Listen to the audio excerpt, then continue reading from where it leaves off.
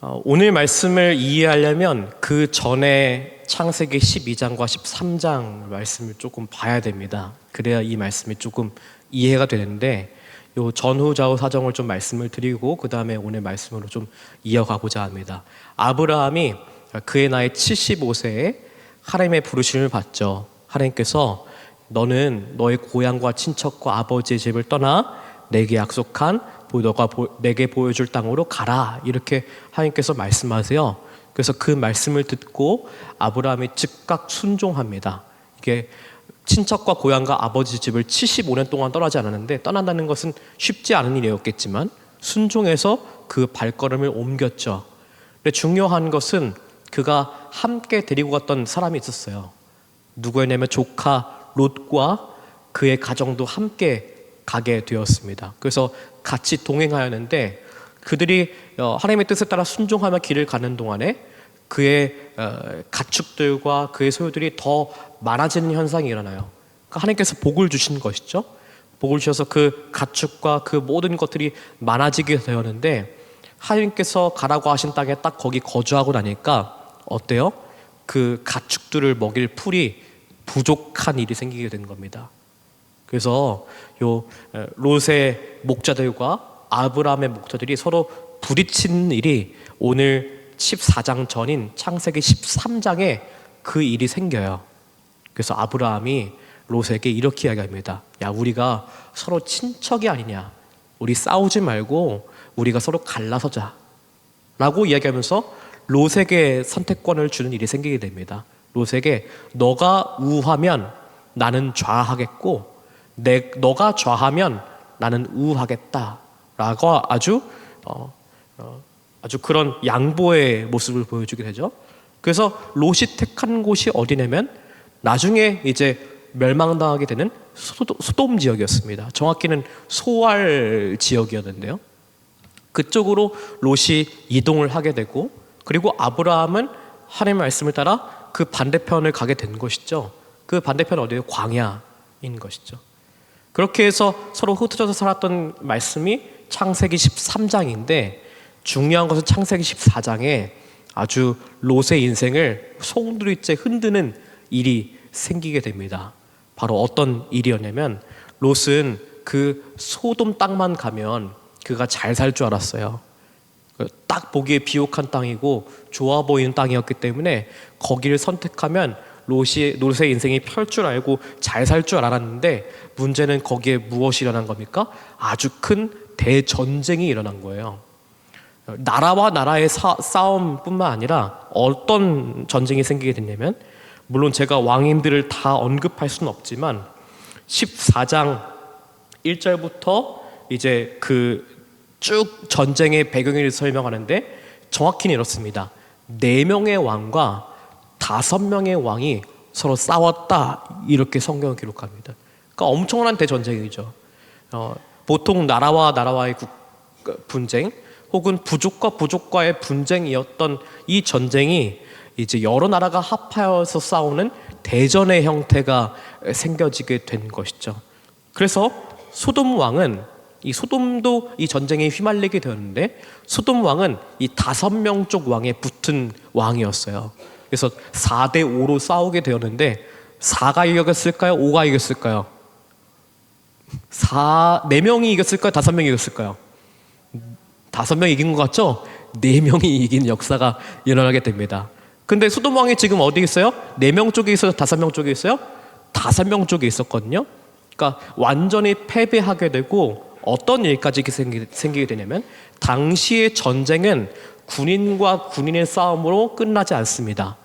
전쟁에서 승리하는 그 결과를 어떻게 되냐면요, 그 당시 그 나라의 나라의 촌락들, 그리고 나라가 갖고 있는 것들을 빼앗아 가는 것으로 그 전쟁이 끝나게 되는 거예요. 그래서 그 당시에 소유물이라 여겼던 여성과 아이들과 노예들과 모든 가축들과 재물들을 다 털어가는 일이 생기게 됩니다. 그러니까 소돔이 완전히 거의 멸망당할 직전까지 가는 역사가 말씀에 일어나게 되는 거예요. 오늘 말씀 읽지 않았지만 창세기 14장 10절과 11절 이렇게 되어 있습니다. 시딤 골짜기에는 역청 구덩이가 많은지라 소돔 왕과 고모라 왕이 달아날 때 그들이 거기 빠지고 그 나머지는 산으로 도망하며 내 왕이 소돔과 고모라의 모든 재물과 양식을 빼앗아 가고 소돔에 거주하는 아브라함의 조카 롯도 사로잡고 그 재물까지 노략하여 갔더라. 성경은 이렇게 기록합니다. 그러니까 롯이 그의 인생에 내가 잘한 선택을 한 줄 알고 그렇게 살았는데 바로 그 다음 장에 무슨 일이 생기냐면 자기의 모든 처자식들이 원수의 손에 붙들리는 역사가 생기게 된 것이죠. 얼마나 그 롯의 인생에 낙심이 들겠습니까? 근데 이 일은 여기서 끝나지 않습니다. 창세기 14장 13절에 보니까 이 전쟁에서 패한 사람들 중에 도망한 사람들 중에 일부가 누구에게 찾아오냐면 바로 롯의 삼촌이었던 아브라함에게 오게 되는 거죠. 아브라함에게 와서 이렇게 일러주는 겁니다. 당신의 조카가 사로잡혔습니다. 그리고 모든 가축과 모든 재물들이 다 그쪽 왕들에게 넘어갔습니다. 이 이야기를 하게 되는 것이죠. 그래서 아브라함이 14장 14절에 보니까 조카가 사로잡혔음을 듣고서 집에서 길리고 훈련된 자 318명을 거느리고 이 4명의 왕들을 쫓아서 갑니다. 여러분 근데 한번 생각해 보세요. 집에서 길리고 훈련된 자가 더 세겠어요? 아니면 왕들이 거느린 군대가 더 세겠어요? 왕들이 거느린 군대가 더 세겠죠. 당연하죠. 집에서 무기를 가져봤자 얼마나 갔겠으며 집에서 얼마나 훈련되고 길러봤자 얼마나 훈련되고 길러지겠어요? 대신 국가가 훈련하는 부대는 아주 힘있고 강하고 훈련도 오래 했을 것이며 그리고 무기들도 더 세련되고 다양했겠죠. 자, 근데 아브라함이 겁없이 이 318명을 거느리고 318명을 거느리고 자기 조카 롯이 사로잡혔다는 그 말에 뜨거움을 느끼며 분노를 느끼며 그리고 어떤 영적인 정당성을 느끼고 내가 꼭 해야겠다 당위성을 느끼고 이제 그 4명의 왕들을 쫓아가는 것이죠. 그래서 쫓아가서 그들이 야습을 강행합니다. 밤에 습격하는 거예요.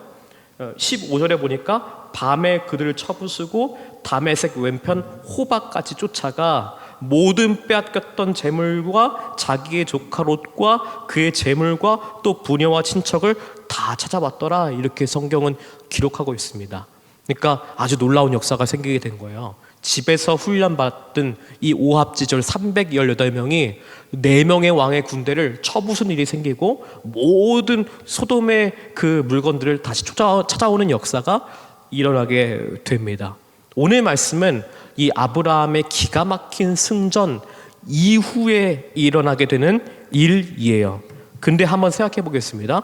모든 우리 삶의 여러 가지 역사는 언제 찾아오게 되냐면 전쟁이 끝난 직후가 승리를 맛본 직후가 제일 위험하다는 것을 우리가 알아야 합니다. 엘리야도 그가 850명들 바알과 아세라 신상을 섬기는 제사장들과 대결하지 않았습니까? 850대 1로 싸워서 그가 이기었고 승리하였는데 이세벨의 한마디 엘리야가 곧 죽게 될 것이다. 너가 곧 사로잡히게 될 것이다. 이 이야기를 듣자마자 이 세상이 바뀐 것이 없다는 것을 깨닫고 엘리야가 절망하지 않습니까? 마찬가지로 우리의 모든 어려움들은 언제 찾아오냐면 내가 승리했다고 생각하는 그 지점에서 찾아오게 됩니다. 오늘 아브라함이 승전하고 돌아왔을 때 이제 아브라함을 환영하기 위해서 2명의 왕들이 등장합니다. 근데 오늘 첫 번째 왕은 말씀에서 보면 누구라고 되어 있냐면요, 살렘 왕 멜기세덱이다. 이렇게 성경은 기록하고 있습니다. 성경에 오늘 말씀에 18절 이렇게 되겠습니다. 살렘 왕 멜기세덱이 떡과 포도주를 가지고 나왔으니 그는 지극히 높으신 하나님의 제사장이었더라. 아멘. 이렇게 성경은 기록하고 있습니다. 첫 번째 왕 이름이 뭐라고요? 멜기세덱이었고 그는 하나님의 제사장이었다라고 등장합니다. 근데 이 멜기세덱의 얘기가 먼저 나오는데 이 사람이 아주 신비로운 인물입니다. 이 말씀 이후에는 등장하질 않죠. 그리고 하나님의 제사장이라고 나오고 아브라함의 모든 제사를 중보해주는 역할을 감당하게 됩니다. 그래서 나중에 히브리서에서 이 멜기세덱이 다시 등장하는데요. 멜기세덱을 예수님의 모형이다 이렇게 설명하기도 합니다. 아브라함을 대신하여 하나님께 제사를 드려 올린 인물이었으니까요. 근데 오늘 말씀에 보면 하나님을 섬기는 왕이었다 이렇게 얘기를 하죠. 이 멜기세덱이 아브라함에게 복을 빌어줍니다. 축복을 빌어주고 나서 아브라함에게 뭐라고 이야기하냐면 20절 말씀에 이렇게 말씀해요. 20절 말씀에 너희 대적을 내 손에서 붙이신 지극히 높으신 하나님을 찬송할지로다 라고 아브라함에게 이렇게 이야기하는 겁니다. 그러니까 이 멜기세덱의 말은 아브라함이 이 4명의 왕들을 물리쳤다 했잖아요. 이 4명의 왕들을 물리치고 돌아왔는데 이 사건이 아브라함의 힘과 아브라함의 능력이 아니라 하나님께서 도우신 사건이다. 하나님의 도우심 때문에 너가 이길 수 있었던 거야 라고 이야기한 겁니다. 그래서 하나님을 찬양하시오 이렇게 이야기한 것이죠. 아브라함이 잘 싸워서가 아니라 아브라함이 능력이 많아서가 아니라 하나님의 도우심으로 승리한 것이다 이렇게 이야기하고 있는 것이죠. 이 말에 대해서 아브라함이 기꺼이 동의했어요. 맞는 말인 것 같아 이렇게 이야기한 거예요. 아브라함이 봤을 때도 아까 제가 뭐라고 얘기했습니까? 318명이 더 세다고요? 아니면 내 왕이 더 세다고요? 내 왕이 분명히 센 게 확실한데 이거는 이길 수 없는 싸움인데 하나님께서 이기게 하셨다. 이것을 아브라함도 느낀 것이죠. 그러니까 그렇게 해서 그가 그렇게 마음을 생각을 했고요. 그것을 좋게 여겨서 아브라함이 그 마음에 감사를 담아서 10분의 1 자기 소유의 10분의 1을 멜기세덱에게 주었다 이렇게 이야기합니다. 이게 우리가 지금 하고 있는 11조의 본형 뿌리거든요. 그러니까 이 11조는 그냥 10분의 1을 하나님께 드리고 10분의 9는 내가 갖는 것이 아니라 내게 주신 모든 것이 하나님께로부터 온 선물입니다 라고 고백하는 표현인 거죠. 하나님의 은혜에 대해서 감사하는 표현으로 그가 11조를 드리게 됩니다. 자, 그리고 두 번째 왕, 아직 등장하지 않은 두 번째 왕이 있죠. 그 사람이 누구냐면 바로 소돔 왕이에요.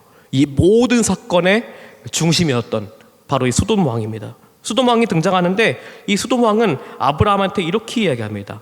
사람들은 내게 돌려주고 너가 노획한 그 모든 물건들은 다 그대가 가지시오 라고 이렇게 이야기합니다. 이게 참 놀라운 고백이죠. 아브라함이 전쟁에서 승리하고서 사람들의 물건들을 많이 빼앗아 왔을 거란 말이죠. 근데 그 사람들은 다 소돔왕 나에게는 주고 당신이 승리해서 취한 물건은 다 당신이 가져가시오 이렇게 말한 거예요. 근데 우리가 볼 때는 합리적인 이야기 같아 보이죠. 근데 아브라함은 그 말에 대해서 동의하지 않습니다. 아브라함이 뭐라고 이야기하냐면 오늘 말씀에 이렇게 이야기해요. 23절 말씀입니다. 23절 말씀에 이렇게 되어 있어요. 23절과 24절. 내 말이 내가 아브라함으로 치부하게 하였다 할까 하여 내게 속한 것은 실 한 오락이나 들매끈 한 가닥도 내가 가지지 아니하리라. 이렇게 23절에 말씀하고 있는 것을 보게 됩니다. 뭐라고 얘기하는 거예요? 그거 소돔왕 것, 본래 소돔왕 것이라면 내가 신발끈 하나도 가질 마음이 없습니다. 실오라기 하나라도 내가 가질 마음이 없습니다. 이렇게 이야기하는 겁니다. 아까 멜기세덱이 이야기했던 그 이야기에 반응했던 것과는 완전 다른 반응을 보여주고 있는 거예요. 왜냐하면 이 소돔 왕이 보여준 태도는 무엇입니까?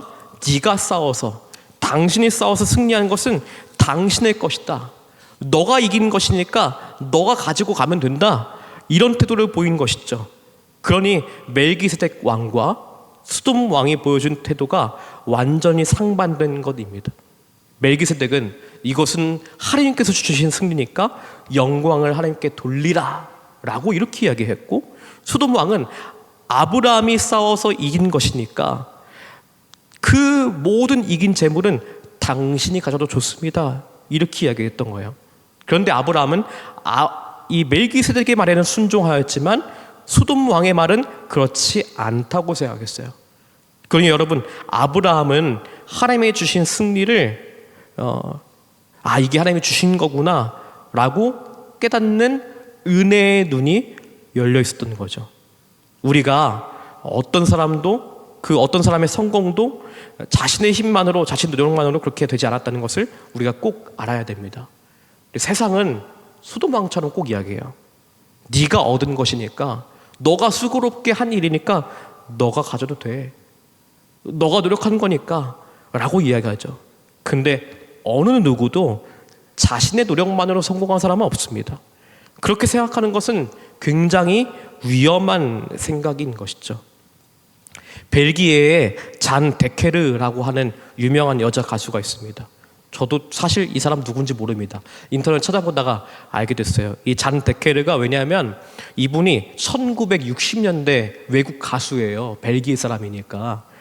저는 잘 모르는데 아마 여러분 중에 연배가 좀 있으신 분, 60대, 70대, 80대 분이 계시다면 그때 혹시 팝송을 좋아하셨다면 아실 수도 있습니다. 근데 저는 처음 들었어요. 근데 이 여자 가수가 불렀던 노래 중에 도미니크라는 노래가 있습니다. 그 노래가 아주 유명하다 그러죠. 우리나라에서는 서수남 씨, 하청일 씨가 이 노래를 번역해서 우리나라에서도 또 히트를 쳤다고 합니다. 저도 이름만 들었던 사람들입니다. 잘 몰라요. 근데 이 잔 데케르 이야기를 좀 해보도록 할게요. 이 잔 데케르가 평범한 빵집의 딸로 태어났어요. 평범한 빵집 딸이었고, 이 부모님이 이 딸이 이제 나이가 차니까 너 빨리 시집을 가라 라고 독촉을 했는데, 이 딸은 결혼할 마음이 별로 없었답니다. 그래서 집에서 자꾸 시집 가라고 이렇게 이상하게 압박을 넣으니까 본인 마음에 나 시집 가기 싫어 라는 그 반항의 정신으로 어딜 갔냐면 수녀원에 들어갔답니다. 그러니까 이 사람이 아주 불같은 성격인 거예요. 원래 부모님이 시집 가라고 해? 난 절대 안 갈 거야 하면서 수녀원에 들어갑니다. 극단적인 선택을 합니다.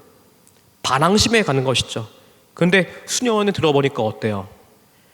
아주 수녀원 생활이 만족스럽지 않은 거예요.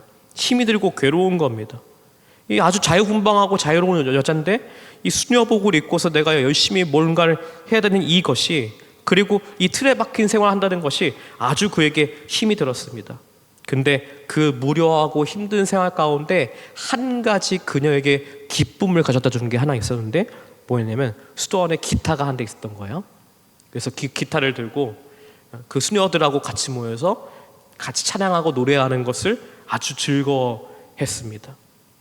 근데 어느 날 이 수녀들끼리 모여 앉아서 이 잔 데케르가 만든 노래 도미니크, 이 새 성인을 기른 노래거든요. 이 도미니크라는 노래를 이렇게 부르고 있는데, 그날따라 이 방송국에서 이 수도원 촬영을 가게 된 거예요. 이 수녀원 촬영을 가게 됐는데, 이 수녀들이 기타 치면서 노래 부르는 것을 딱 찍게 된 겁니다. 그게 방송에 나오고 아주 화제가 되었습니다. 그래서 이 수도원의 수녀들이 기타 치면서 노래 부르는 이것이 텔레비전 방송에도 나가게 되고, 이곳저곳에서 초청을 받게 되는 역사가 생기게 되니까 나중에 아예 음반을 내어서 가수로 활동하게 됩니다. 이 수녀님들 걸그룹이라고 하기엔 좀 민망한데, 아무튼 이 수녀님들 그룹이 이 음반을 내는데 1963년에 300만 장의 앨범이 팔렸다, 이렇게 돼 있어요. 어마어마한 성공을 한 거죠. 이게 어느 정도 수치냐면 당시에 비틀즈나 엘비스 프레슬리보다 더 많이 팔렸다고 그러는 거예요. 그러니까 어마어마한 성공을 한 겁니다. 미국 빌보드 차트 1위에도 올라가는 놀라운 일이 생기게 됩니다. 그러니까 이 수녀님들이 가는 곳마다 다 화제인 거예요. 근데 잔 데케르가 이 성공을 맛보고 나니까 모든 것이 불편하게 느껴지는 거예요. 먼저 뭐가 불편할까요? 자신이 수녀라는 것이 불편해지기 시작하는 거예요. 내가 수녀만 아니었다면 더 자유롭게 노래할 수 있고 더 자유롭게 활동을 할 수 있을 텐데 라는 생각이 들었고요. 또 하나 뭐가 마음에 안 들었냐면 이 수녀님이었기 때문에 무소유잖아요. 자기의 어떤 재정이 없잖아요. 그러니까 이 모든 음반 수익이 어디로 가냐면 잔 데케르로 가는 게 아니라 수녀원으로 가는 겁니다. 수녀원은 귀속되는 거예요. 이게 너무 짜증나는 거예요. 그래서 이 잔 데케르가 수녀복 벗기로 결심합니다. 나는 더 이상 수녀 안 해. 이제 포기할 거야. 그리고 수녀가 아니라 자신의 이름 잔 데케르로 다시 가수로 데뷔를 합니다. 결과가 어떻게 됐을까요? 아무도 관심을 가지지 않았습니다. 왜냐하면 잔 데케르가 인기 있었던 게 아니라 수녀님들이 수녀복을 입고 기타를 치고 노래했기 때문에 인기가 있었던 거거든요. 근데 잔 데케르가 착각을 하는 거예요. 이게 내가 이룩한 성공이야 라고 착각을 했던 것이죠. 결국 그런 인기를 회복하지 못하고 비참한 삶을 살다가 결국 자살로 짧은 인생을 마무리한 것이 이 잔 데케르입니다. 그러니까 자신의 성공이 오직 자신으로부터 비롯되었다고 믿는 것이 이렇게 두렵고 안타까운 결과를 만들어내는 것이죠. 옛날 어른들이 하시는 말 중에 소년등과 부득호사라는 말이 있습니다. 무슨 말인지 아십니까? 소년 시절에 과거에 급제한 사람 치고 좋게 죽은 사람 없다. 이 이야기예요. 내가 잘나서 내 능력으로 성공했다고 생각하는 사람은 그 끝이 좋지 않다는 것이죠. 성경에 나오는 사람 중에서도 성공한 사람들이 많이 있습니다. 근데 성공한 사람의 대표적인 사람 여러분 다 아시죠? 요셉이지 않습니까? 이 요셉이 젊은 나이에 성공한 사람입니다. 나이 30살에 이집트라는 강대국의 이 1인자 총리의 자리까지 올라갔잖아요. 우리가 말한 대로 소년 등과한 것이죠. 소년인데 과거에 급제한 거예요. 근데 여러분 아시는 것처럼 요셉의 마지막은 나쁘지 않았습니다. 좋은 결말을 가지고 왔어요. 왜 그런 것일까요? 요셉은 자신이 총리의 자리까지 올라간 일이 하나님께서 준비해 주신 것이라는 걸 알았기 때문에 그렇습니다. 나중에 그가 총리가 되고 형들이 가뭄 때문에 음식을 찾으러 이 이집트 애국까지 내려왔을 때 형님들을 보고 이렇게 생각한 거죠. 하나님께서 나를 이집트로 보내시고 총리의 자리에 앉히신 것이 다 우리 집안을 구원하시기 위해서 하나님께서 이렇게 하신 거구나. 이게 하나님께로부터 오는 선물이 있구나 라는 것을 그가 알았기 때문에 그가 망가진 인생을 하지 않았어요. 만약에 그가 총리가 되는 것이 그가 이룩해 놓은 일의 결과물이었다고 생각한다면 그가 과연 형들과 화해했겠습니까? 안 했겠죠. 형들을 복수하기 위해서 이를 갈고 있었겠지 않았겠습니까? 다 그에게 절하는 그 형들을 어떻게 골릴까, 어떻게 죽일까, 어떻게 괴롭힐까 생각하지 않았겠어요? 또한 그가 보디발의 아내로부터 유혹을 뿌려쳤지만 억울하게 누명을 씌우지 않았습니까? 뭐부터 생각했을까요? 보디발의 아내 내가 어떻게든 무릎 꿇려야지, 어떻게든 내가 그에게 신문해야지 이렇게 생각하지 않았겠어요? 근데 그는 그렇게 망가지지 않았습니다. 무엇 때문입니까? 그가 총리에 오른 이유가 하나님께서 허락하신 일이었다는 것을 알았기 때문이에요. 그의 모든 삶이 은혜라고 설명할 수 있었기 때문입니다. 그러니 하나도 은혜 없이 얻은 것이 없는 거예요. 문제는 이 일에 대해서 우리가 눈이 열려 있냐라는 겁니다. 우리 중에 그 누구도 지금 내가 얻은 성취, 내가 얻은 성공이 다 내 노력으로만 된 사람이 누가 있겠습니까? 근데 그 일에 대해서 야 이것이 하나님의 은혜야, 여기에 눈이 열려 있는지 이거를 돌아보아야 합니다. 멜기세덱처럼 하나님께 영광을 올려드리라. 이 승리는 하나님께서 주신 것이니 하나님께 영광을 올려드려야지 라고 하는 사람이 있을 것이고, 반대쪽의 소돔 왕처럼 네가 잘한 건 다 네가 가져가, 네가 애쓴 건 다 네 거야 라고 생각하는 사람이 있겠죠. 여러분 오늘 이 말씀을 읽으면서 여기 계신 모든 성도님들이 멜기세덱과 같이 하나님께 영광 올려드리는 분들이 되시기를 예수님으로 축복합니다. 제가 처음 이 우산교회 제가 면접을 봤을 때가 기억이 납니다. 4월 달이었나요? 목사님 5월 달이었나요?